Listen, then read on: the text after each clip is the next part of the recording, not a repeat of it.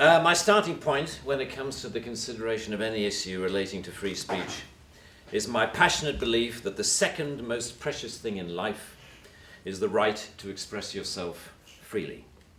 The most precious thing in life, I think, is food in your mouth, and the third most precious is a roof over your head. But a fixture for me in the number 2 slot is free expression, just below the need to sustain life itself. That is because I have enjoyed free expression in this country all my professional life and fully expect to continue to do so. Personally, I suspect highly unlikely to be arrested for whatever laws exist to contain free expression because of the undoubtedly privileged position that is afforded to those of a high public profile. So my concerns are less for myself and more for those more vulnerable because of their lower profile. Like the man arrested in Oxford for calling a police horse gay, or the teenager arrested for calling the Church of Scientology a cult, or the cafe owner arrested for displaying passages from the Bible on a TV screen.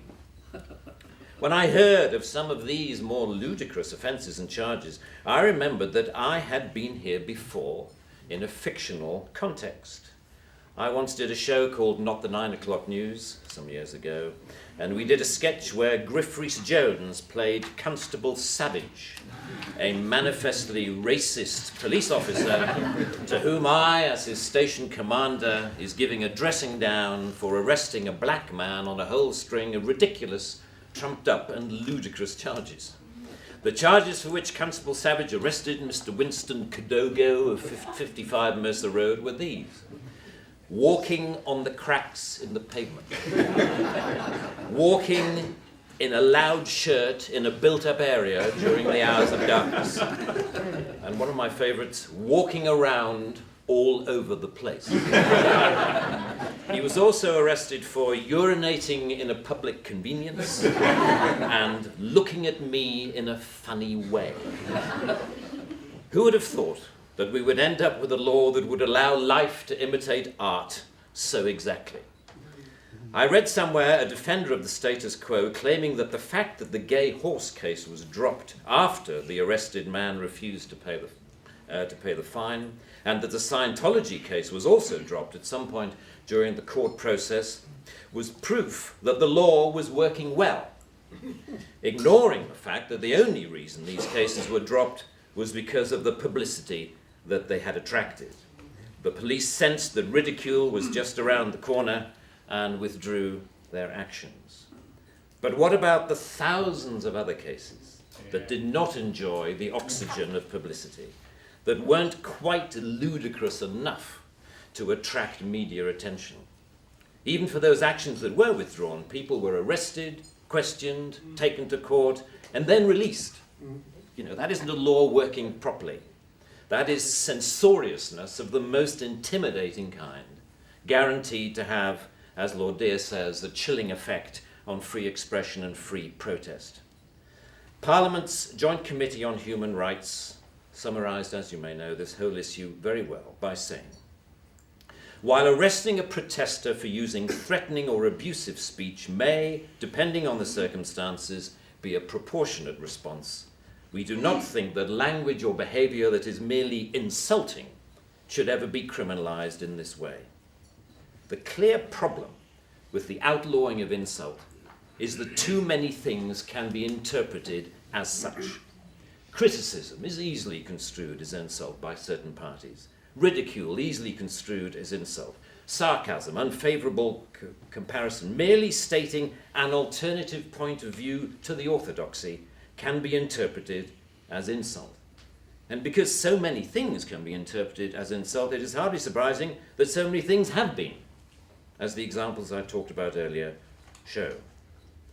Although the law under discussion has been on the statute book for over 25 years, it is indicative of a culture that has taken hold of the programs of successive governments, that with the reasonable and well-intentioned ambition to contain obnoxious elements in society, has created a society of an extraordinarily authoritarian and controlling nature.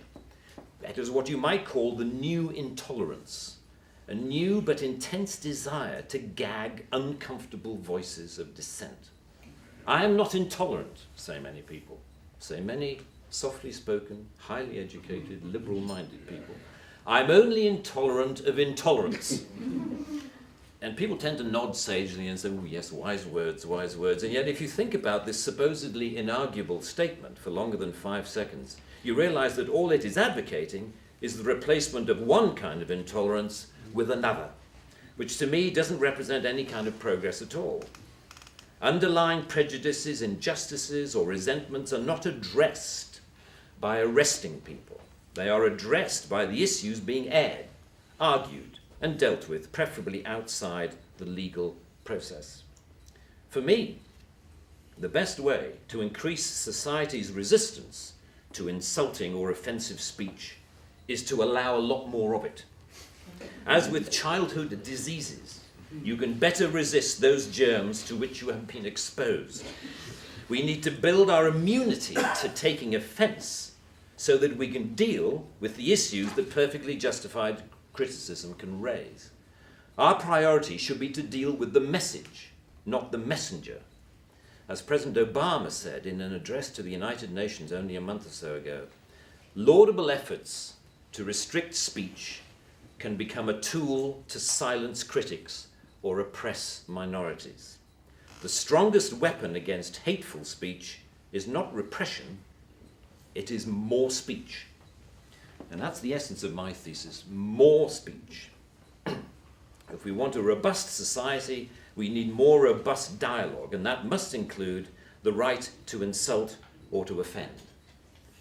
And even if, as Lord Dear says, the freedom to be inoffensive is no freedom at all.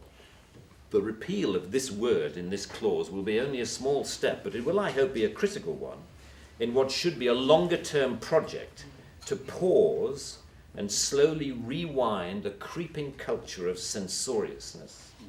It is a small skirmish in the battle, in my opinion, to deal with what Sir Salman Rushdie refers to as the outrage industry.